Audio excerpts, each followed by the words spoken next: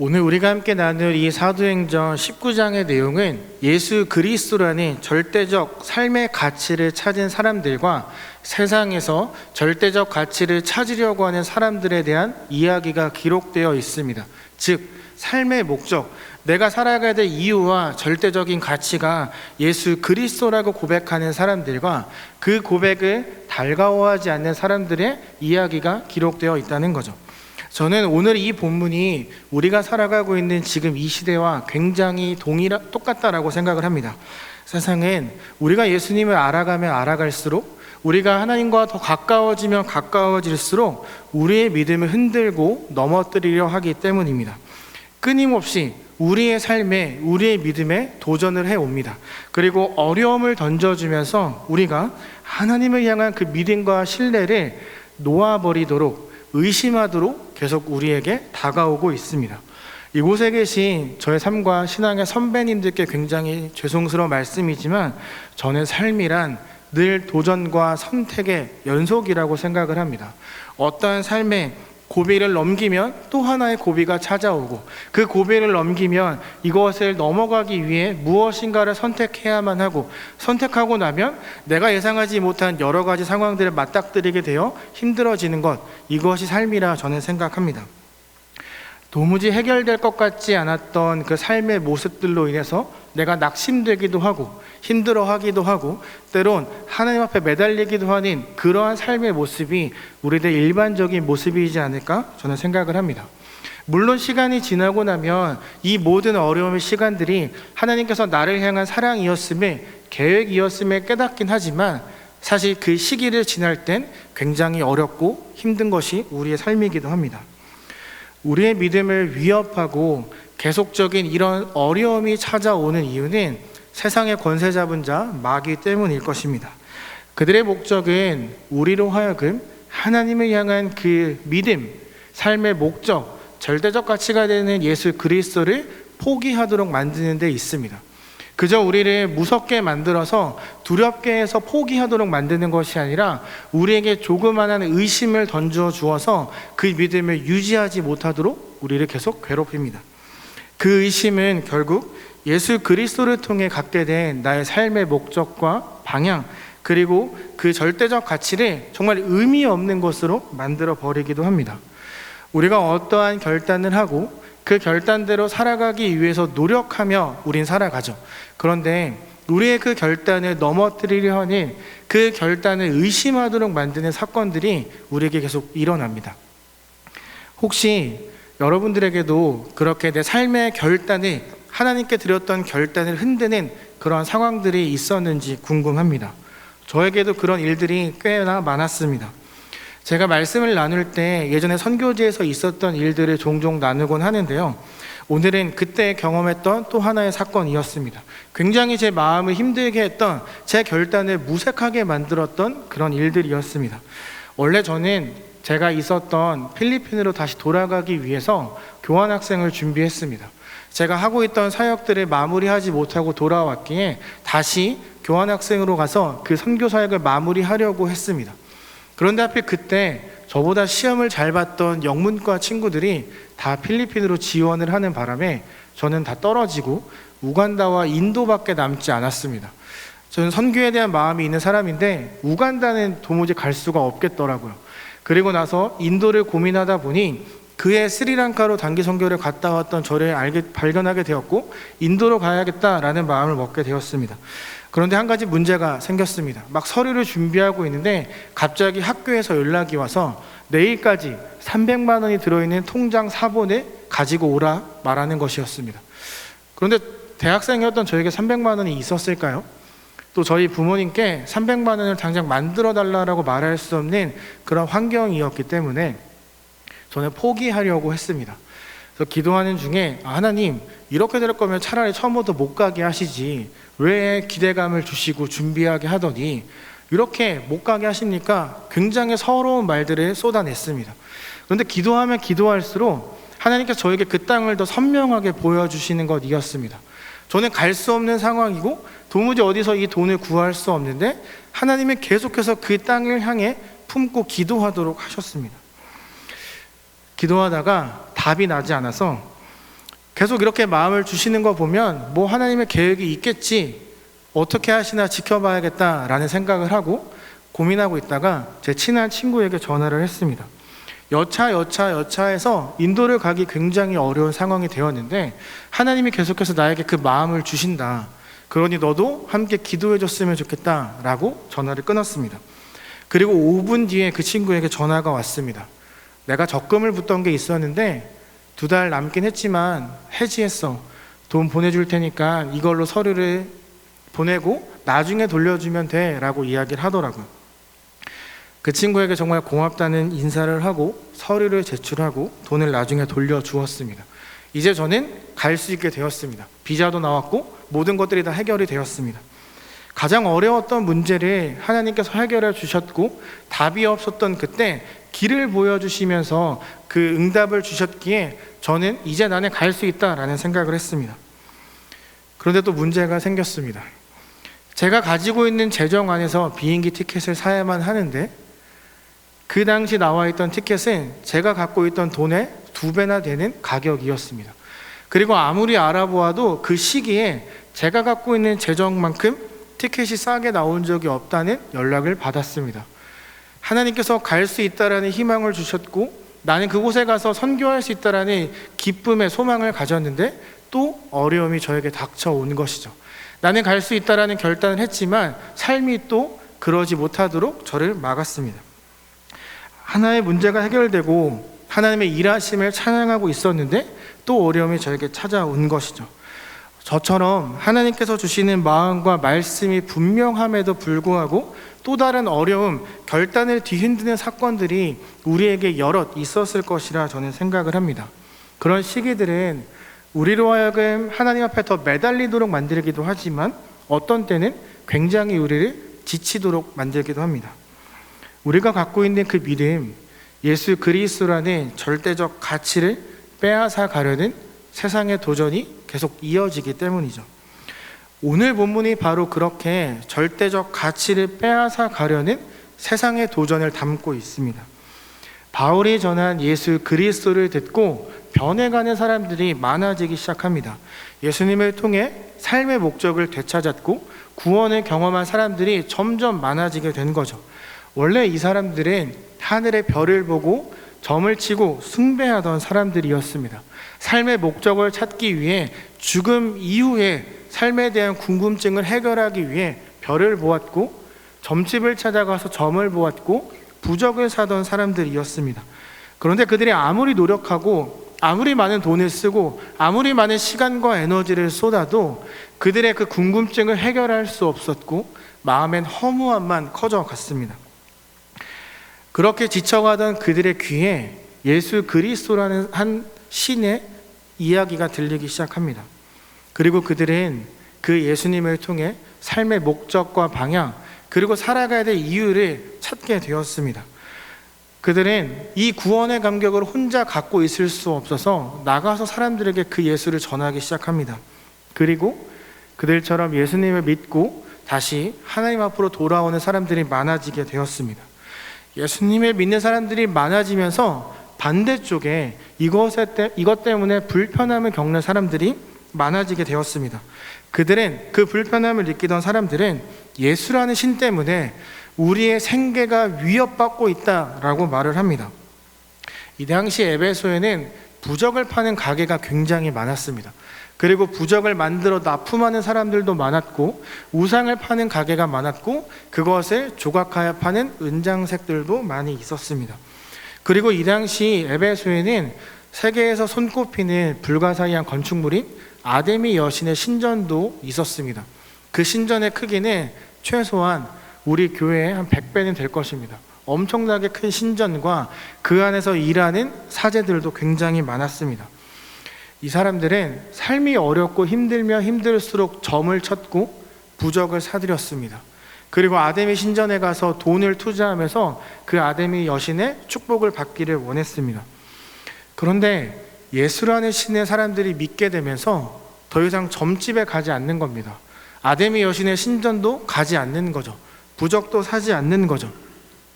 하지만 그래도 버틸만 했습니다. 그 지역의 모든 사람들이 예수를 믿는 것이 아니었기에 그나마 괜찮았습니다. 그런데 그때 정말 돌이킬 수 없는 한 가지 사건이 등장을 합니다. 예수 그리스도라는 절대적인 가치를 나의 삶의 목적으로 삼고 살아가는 사람들은 삶의 중요한 결단을 하는 순간들이 나타나는데요. 바로 그 사건이 19장 19절에서 일어났습니다. 마술을 행하고 배우길 원했던 많은 사람들이 은 5만이나 되는 책을 다 불살라버린 사건이 등장한 거죠. 그러니까 이들은 더 이상 내가 마술과 같은 것들에 현혹되어 나의 마음을 쏟지 않고 오직 예수 그리스도께 나의 믿음을 드리겠다라는 결단과 함께 은 5만이나 되는 책을 태워버린 거죠. 이 은 5만을 당시 화폐였던 드라크마로 환산하면 드라크마 5만 개입니다. 노동자의 하루 품삯은 1드라크마입니다. 이걸 또 우리나라 돈으로 환산하면 최저시급 9,620원, 하루 8시간 76,960원입니다. 그러니까 76,960원, 이 하루 일당을 받는 5만 명의 사람의 돈을 곱하면 38억 5천만 원이 됩니다. 그러니까 그날 38억 5천만 원이나 되는 책이 불타버린 거죠. 예수를 믿고 따르기로 한 사람들은 더 이상 마술책을 보지 않기로 결단했습니다. 그 결단을 담아 태웠고 예수님을 모르는 사람들은 그 책에 불타는 현장 가운데 있었습니다. 우리가 만약 그 현장에 있었다면, 그리고 우리가 예수를 믿지 않은 사람들이었다면 그 38억 5천만 원의 책이 불타는 것을 보고 어떤 것을 느끼고 생각하셨을 것 같습니까? 저였다면 나한테 싸게 팔지, 저 왜 태우는 거지? 아깝다라는 생각을 했을 것 같습니다. 혹은 도대체 예수가 누구이길래 저 아까운 책들을 저렇게 많이 태울까? 다양한 생각들이 그곳에 모인 사람들이 했을 거라 생각을 합니다. 도무지 이해가 되지 않는 거죠. 부적가게와 아데미 신전, 그리고 마술책을 파는 사람들의 발길이 적어지는 것도 모자라 그 책들이 불타는 것을 많은 사람들이 보게 되었습니다. 그 은 5만이나 되는 책이 불탔기 때문에 불은 굉장히 거셌을 것이고 에베소 전 지역에서 그것이 타오르는 연기를 볼 수 있었을 겁니다. 많은 사람들이 그것을 보기 위해 모여들었을 것이고 왜 이것이 불타는지 물었을 것이고 예수 그리스도에 대한 이야기를 그들이 들었을 것이 분명합니다. 그들이 예수님에 대한 관심을 갖기 시작합니다. 그리고 그것을 보고 이제 경제적인 어려움을 겪던 이들의 마음에 불평이 더 커져가기 시작을 합니다. 그들 중에 데메드리오라는 한 사람이 모든 사람들을 불러 모읍니다. 그리고 요즘 말로 말하면 비상대책위원회를 만들어 이 위기를 헤쳐나갈 계획을 세워나갑니다.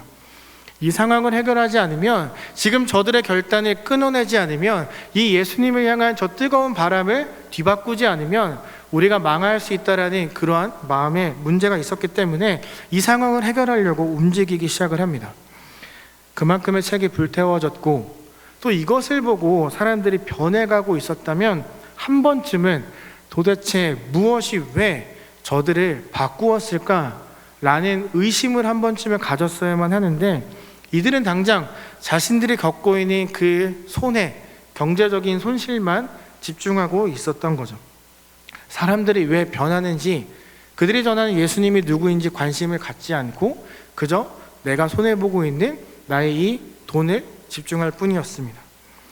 그들은 자신의 그 경제적인 손해를 다시 복구하려고 그리스도인들을 괴롭히려고 마음 먹습니다. 자신들의 삶의 주인이자 목적, 그리고 절대적인 가치인 돈을 벌기 위해 진짜 구세주로 오신 삶의 목적 대신 예수 그리스도를 적극적으로 밀어내기 시작한 거죠. 오늘 등장하는 데메드리오는 굉장히 똑똑하고 정치적인 사람입니다. 그는 예수님께 빼앗겨버린 그 삶의 주도권을 되찾아오기 위한 방법으로 아데미 여신의 이름을 들먹이기 시작하며 분위기를 만들어 갑니다. 27절입니다.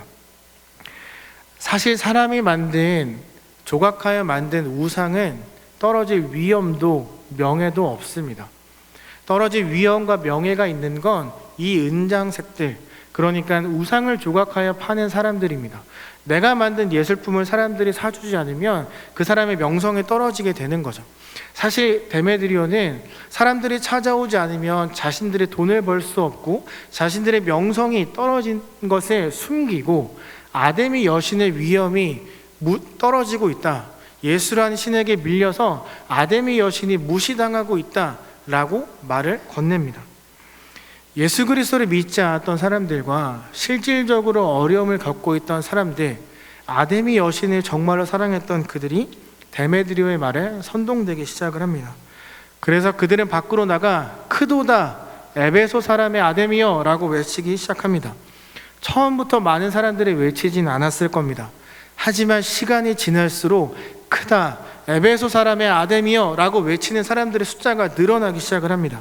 왜냐하면 그들이 정말로 사랑했던 여신의 이름을 외치는 것이었기 때문입니다. 은 5만이나 되는 책이 불타고 예수 그리스도에 대한 이야기가 퍼져가던 그 지역에 또 다른 바람이 불기 시작을 합니다. 에베소 전체의 분위기가 이상해져 갑니다. 외치는 사람이 많아지면 많아질수록 그들의 외침이 점점 더 커져가고 행동들이 과격해져 갑니다. 바로 얼마 전 은 5만이 되는 책을 태우며 나의 믿음을 공개적으로 고백했던 사람들에게 엄청난 위협적인 사건이 시작되었습니다. 그들을 제외한 대다수의 모든 에베소 사람들이 과격하게 그리고 살벌하게 크도다 에베소 사람의 아데미여 라고 외치며 다가왔기 때문이죠. 그들의 믿음에 위협할 만한 엄청난 공격이 지금 시작되었습니다. 그리고 이들은 그 분노를 주체할 수 없어 이 예수님을 전하던 바울을 잡으러 두란노 사원으로 다 같이 몰려갑니다. 그런데 그곳엔 바울은 없었고 가이오와 아리스다고만 있었습니다. 이들은 이 두 명을 데려다가 연극장에 집어넣습니다. 이들이 들어갔던 연극장은 2만 5천 명이 모이는 장소인데 이 앞에 두 명을 세워놓고 2만 5천 명이 서서 그들을 향해 지금 야유하며 함성 지르며 욕을 하며 소리를 지르고 있는 거죠. 앞에 섰던 두 사람의 마음이 어떠했을까요? 그들을 바라보는 공개적으로 믿음을 고백했던 사람들은 어떤 마음을 가졌을까요? 내가 저 자리에 설 수도 있다라는 두려운 마음을 갖지 않았을까요?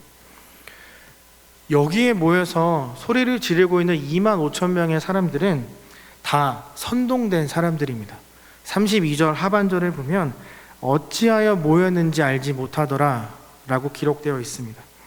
그러니까 여기에 있는 사람들 대다수는 이유도 모른 채 사람들이 소리를 지르니까 같이 소리를 질렀고 같이 화를 내니까 같이 화를 냈고 극장으로 들어오니까 같이 따라 극장으로 들어왔을 뿐입니다. 데메드리오로부터 선동된 이 작은 불꽃 그 씨앗이 2만 5천 명을 불태워버리며 사람들로 하여금 이유도 모른 채 막 화를 쏟아내도록 만든 거죠. 그들은 왜 내가 여기에서 저 두 명을 향해 소리를 지르고 욕하는지 전혀 알지 못했습니다. 그냥 사람들이 하니까 따라서 한 것뿐입니다. 이 장면에서 저는 기억해야 될 무리가 있다라고 생각합니다. 그 무리는 바로 예수 그리스도를 믿고 마술책을 태우고 부적을 더 이상 사지 않으며 아데미 여신의 신전으로 가지 않기로 결단한 그리스도인들입니다. 이들은 예수 그리스도를 믿음으로 드디어 삶의 목적과 방향을 찾았습니다. 그런데 그들의 마음을 흔드는 엄청난 사건이 지금 일어났습니다. 그들은 지금 굉장히 중요한 삶의 기로에 서 있습니다. 공개적으로 고백했지만 그 믿음을 포기해야 되는 상황 앞에 서 있습니다. 내가 나의 믿음을 고백했으니까 내가 괴롭힘 당하는 건 괜찮지만 나의 사랑하는 아내 혹은 남편, 나의 자녀들이 똑같은 그 이상의 어려움을 겪게 될 수도 있었습니다. 이 소동이 잘 해결되지 않으면 믿음을 선택해야 되는 순간에 그들은 맞이하게 될 것입니다. 이제서야 삶의 목적과 가치를 찾았는데 그토록 오래 나의 돈과 시간과 에너지를 헛된 것에 쏟다가 이제서야 나의 구세주를 만났는데 그것을 포기해야 되는 상황이 지금 그들 앞에 벌어진 것이죠. 이들이 이 위협 앞에서 어떤 고백을 했을까요? 이들은 이러한 삶의 기로에 서서 어떤 마음을 고백했을까요? 우리가 종종 부르는 찬양 중에 돌아서지 않으리라는 찬양이 있습니다. 이 찬양과 관련된 이야기가 있는데, 저는 이 이야기의 고백이 2만 5천 명 앞에 섰던 그 2명, 2만 5천 명, 아니 에베소 사람들의 미움을 받고 있던, 공개적으로 믿음을 고백했던 그 그리스도인들의 고백이라고 저는 생각합니다. 인도의 어느 한 마을에서 일어났던 실제 사건입니다. 그 마을의 한 가족이 예수를 듣고 구세주로 고백하게 되었습니다. 저의 친한 동기 중 하나가 지금 인도로 선교사로 파송되어 나가 있는데, 지금 굉장히 많은 검열을 당하고 있어서 예수를 말할 수도 없고 자신의 얼굴을 드러낸 사진을 공개할 수도 없고 정말 너무 위험한 상황 속에 있다라고 이야기를 하더라고요. 이 당시 이렇게 믿음을 고백한 이 가정들을 바라보는 그 마을 사람들의 시선도 동일했습니다. 굉장히 화가 많이 났고 이 가정들을 데리고 나와서 광장에 집어 던집니다. 그리고 그 마을의 지도자가 가장에게 이렇게 말합니다. 만약 당신이 그리고 당신의 가족이 오늘 예수 그리스도라는 그 신을 포기하지 않는다면, 너의 믿음을 부인하지 않는다면 너는 오늘 죽을 것이다. 뭐라고 해야 할지, 어떻게 말해야 될지 전혀 모르던 그때 한 찬양의 가사가 떠올랐습니다. 그가 하나님을 믿고 자신의 삶을 드리기로 결심했을 때 작사했던 곡이었습니다. 그 질문 앞에 이 남자는 이렇게 고백합니다. 예수님 따라 살기로 했네. 돌아서지 않으리. 돌아서지 않겠네. 그리고 그의 자녀들이 그의 눈앞에서 무참히 살해당했습니다. 마을의 리더는 또 그에게 묻습니다. 너의 믿음을 포기하라. 그리고 그는 이렇게 대답합니다. 아무도 나와 함께 가지 않아도 나는 따르리. 뒤돌아서지 않겠네. 뒤돌아서지 않겠네. 이번에 그의 아내가 그의 눈앞에서 무참히 살해당했습니다. 마지막 질문을 받습니다. 어떻게 할 것이냐고. 그는 이렇게 고백합니다. 세상 등지고 십자가 보내. 돌아서지 않겠네. 난 돌아서지 않겠네. 이처럼 절대적인 가치, 예수 그리스도를 붙들고 있는 사람은 그 믿음을 쉽게 포기하지 않습니다. 삶의 실질적인 어려움과 위협이 계속 찾아온다 할지라도 내가 붙들어야 할 것은 예수 그리스도임을 고백하며 살아갑니다. 저는 그 에베소 사람들의 성난 군중 앞에 섰던 많은 그리스도인들의 고백도 이와 같았을 것이라 생각합니다. 그들은 힘들게 얻은 예수 그리스도를 절대 포기하지 않았을 겁니다. 그들 앞에 서서 바울이 변론하고 싶었습니다. 그런데 사람들이 그를 만류합니다. 바울은 나가서 2만 5천 명과 싸워서 이길 자신이 있었습니다. 그런데 사람들이 만류합니다. 그때 바울이 알아차립니다. 지금 이 자리에서 일할 것은 내가 아니라 하나님이구나. 우리가 믿고 고백하는 예수 그리스도가 이 자리에서 일하겠구나. 그것을 믿고 한 발 물러서 일하심을 기대합니다.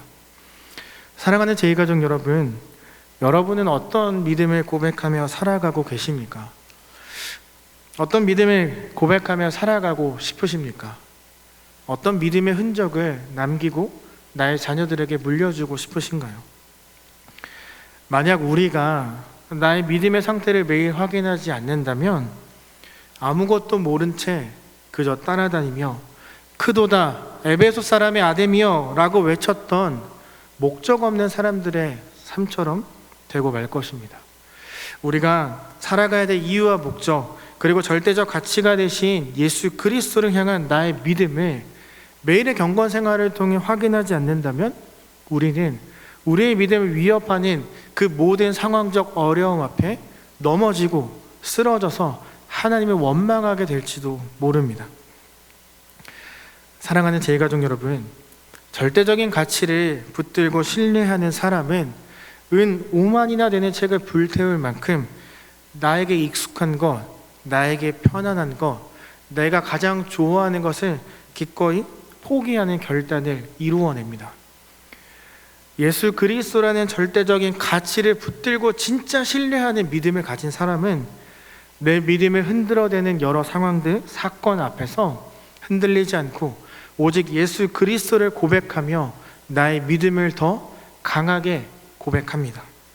그 고백이 저와 여러분에게 있기를, 그러한 결단이 저와 여러분에게 있기를 소망합니다. 저와 여러분의 살아갈 이유와 목적, 그리고 붙들어야 될 그 가치는 오직 예수 그리스도밖에 없다는 그 고백을 하는 오늘의 삶이 되기를 소망합니다. 그리고 나를 지금까지 이끌어왔던 그 모든 것들이, 삶의 모든 여정들이 오직 예수 그리스도의 은혜였음을 함께 고백하는 우리가 되기를 간절히 바랍니다. 그래서 우리를 뒤흔드는 삶의 어려움과 위협 앞에서 나는 더 이상 흔들리지 않고 돌아서지 않고 오직 예수 그리스도만 붙들겠노라고 고백하고, 그 고백을 전하며 주위의 모든 사람들에게 선한 그리스도인의 영향력을 보여주는 사랑하는 모든 제2가족들 되기를 소망하며 예수님의 이름으로 축복합니다.